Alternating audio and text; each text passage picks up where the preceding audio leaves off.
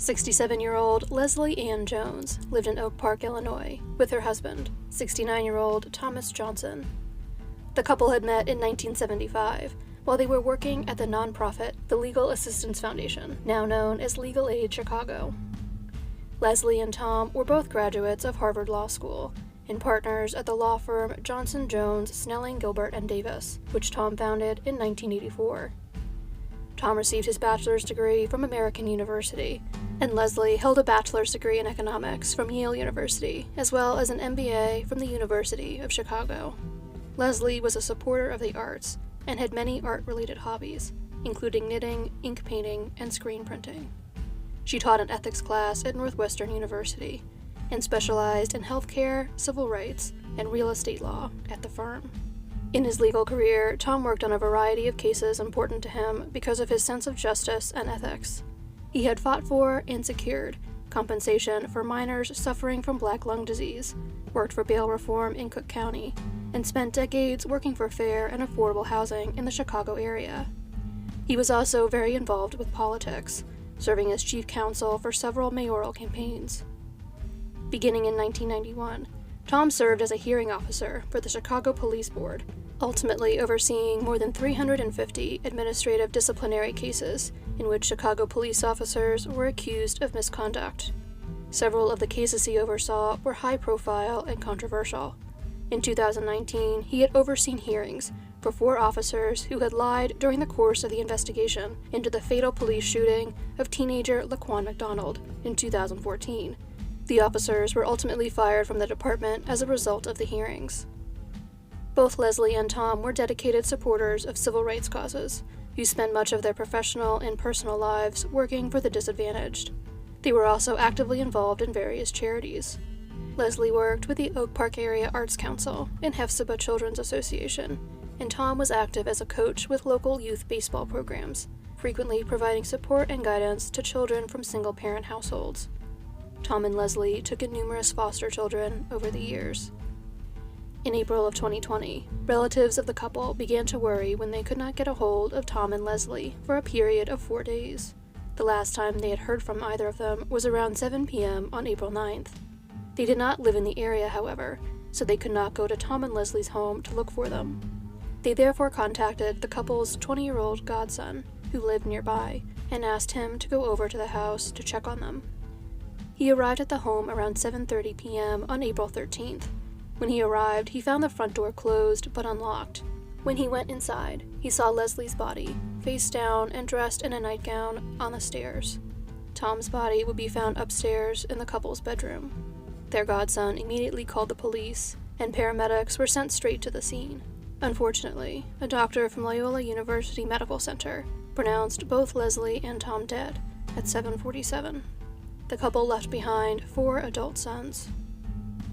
Their autopsies would show that Leslie and Tom had both been stabbed to death. Leslie had been stabbed 34 times in her head, chest, shoulder, and arms, and Tom had been stabbed 17 times in his head, neck, and shoulders. It appeared as though the attack began upstairs in the couple's bedroom, and Leslie had attempted to escape before being caught by the killer. Leslie and Tom's dog was found wounded but alive in the home. According to authorities, paw prints from the dog and footprints from the offender were visible in blood inside the house. There were no signs of forced entry. Police asked for anyone in the neighborhood with surveillance cameras to turn over their footage. Robbery did not appear to be a motive in the crime, as the house was not ransacked, and nothing appeared to be missing. Tom's wallet was found on the floor of the bedroom, its contents scattered around it. Since both Leslie and Tom were so active in so many areas and with so many organizations, in both their personal and professional lives, there were countless associations authorities had to investigate, looking for potential motives in the crime. On October 9th, 2020, 2 local activists, Raul Montes Jr. and Frank Coconade, announced that they were offering a $5,000 reward for information leading to the identification and conviction of Tom and Leslie's killer or killers.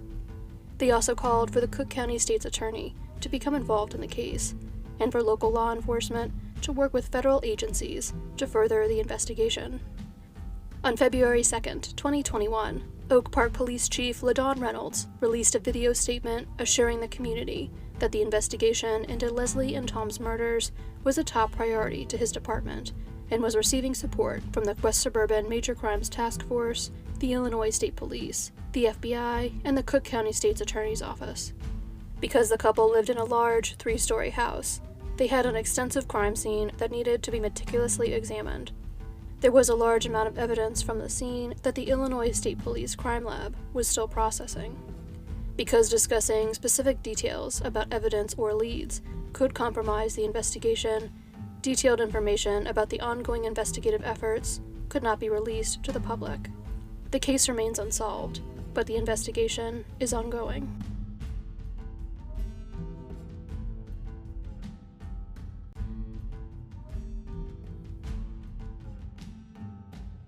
"19-year-old Lisa Gurrieri was a graduate of Mesa High School who sang at her church and worked for Salt River Project Power and Water. She had a cheerful and energetic personality and hoped to one day use those qualities in her dream career as a wedding planner. Lisa lived in an apartment in Scottsdale, Arizona with her boyfriend, Brandon Rumbaugh. 20-year-old Brandon was a student at Arizona State University and worked as a personal trainer at a gym in Mesa, where he developed a dedicated client base. He planned to one day open a gym of his own. He could play numerous instruments, including the trumpet, trombone, and saxophone, and had performed as a Latin and swing dancer.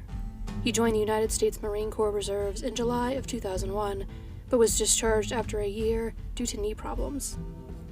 Once they began dating after meeting in a nightclub, Lisa and Brandon were inseparable. According to Lisa's mother, Paula, Brandon treated Lisa like a queen. In October of 2003, the couple was preparing to celebrate their 1-year anniversary. They had originally hoped to go on a trip to Disneyland, but could not afford it. Instead, they decided to go on a one-night camping trip so that they could recreate their first date and go stargazing. Lisa asked her mother, Paula, if she could borrow her 2000 white Ford F-150 pickup for the trip. The truck was due for an oil change, and Paula was concerned about Lisa and Brandon using it when it was not in perfect working order. She was also concerned about the trip because Lisa had never been camping before, but ultimately decided to let the couple borrow the vehicle. Lisa's father had died of cancer, and her uncle Mike had helped raise her. Lisa asked her mother not to tell Mike about the camping trip because she knew he would also be worried about her safety. On October 17, 2003, Brandon and Lisa left for their overnight trip. When Lisa picked the truck up from her mother, Paula gave her a hug and told her to be careful. She reminded Lisa to take extra blankets and told her she could call her if she needed anything. The trip was only going to be for one night because Brandon was scheduled to work on Saturday, the 18th. He never arrived as scheduled, which immediately raised concerns. Brandon and Lisa's loved ones were not sure of the exact spot where they were planning to spend the night and began searching potential camping locations. On Sunday, October 19th, a group of their friends located the white pickup truck in a secluded dirt parking lot on Bumblebee Road, near Bumblebee Camp, 2 miles from Interstate 17, north of Phoenix. Lisa and Brandon's bodies were in their sleeping bags in the bed of the truck. They had both been shot multiple times with bullets from a .25 caliber handgun, a relatively uncommon weapon. Based on their positions when they were found, it appeared Brandon had been killed first, while he was sleeping. The shots may have woken up Lisa, but she did not have a chance to move very much before she was shot. According to authorities, drugs and alcohol were not involved in the case, and there were no signs of sexual assault. They ruled out robbery as a motive.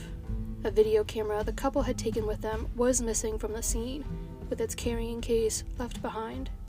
Potential personal motives that could have led to Brandon and Lisa being targeted by their killer were explored early on in the investigation. Authorities followed up on reports of Brandon having an argument with a middle-aged man outside of the apartment he shared with Lisa the day before they left on their trip. Lisa's uncle Mike was suspicious of one of the young men who located Brandon and Lisa's bodies. The young man had been romantically interested in Lisa. Mike tried to go speak with this young man, but learned while he was driving to his home that he had left town. He moved to Washington, and authorities there administered a polygraph, which he passed. Lisa's family felt authorities were too quick to stop investigating this young man following the polygraph, but according to Yavapai County Sheriff's Lieutenant Frank Barbaro, It was just authorities in Washington who considered the man cleared. He says he would not clear someone based solely on the results of a polygraph, and will not be clearing anyone of involvement in the case until it is solved. Deborah West, a cold case volunteer with the Yavapai County Sheriff's Office, has been working on Lisa and Brandon's case, and she is starting to believe in the possibility that Brandon and Lisa did not know their killer. She bases this opinion largely on a similar crime committed in the same area a short time after Brandon and Lisa were killed. 6 months after their murders, 2 men were shot to death while they were camping just a few minutes away from where Brandon and Lisa had been murdered. The killer stole their pickup truck. He was eventually located in Colorado, but took his own life.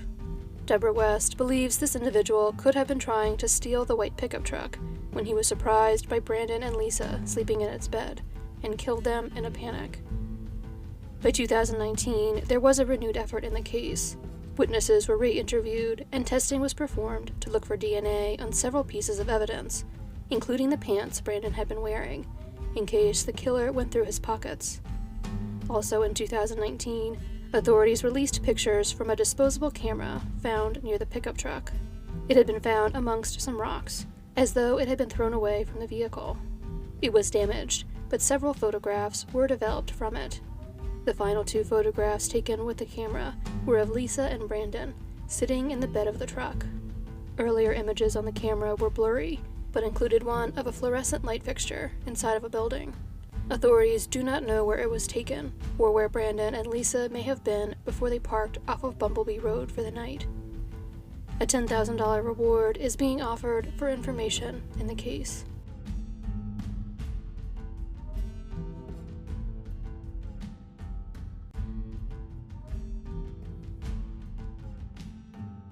"78-year-old John Stewart and his 74-year-old wife Pansy were the parents of 3 grown children, a son and 2 daughters, and lived on Foster Drive in Conroe, Texas.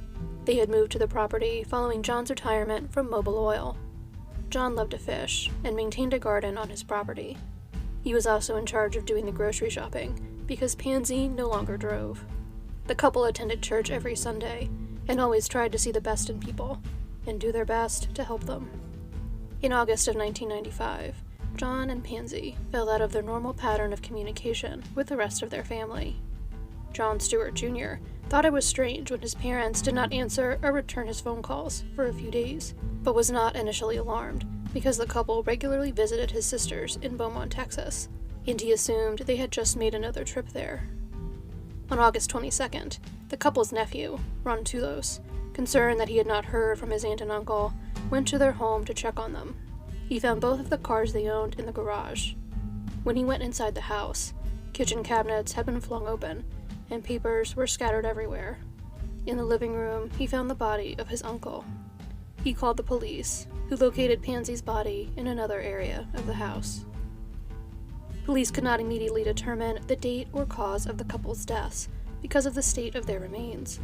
Their autopsies would reveal that they had been shot multiple times and had been dead for about a week. Other evidence, like the most recent newspaper found inside of the house and the stack of mail left in the mailbox, also helped place the date of the murders as August 15, 1995.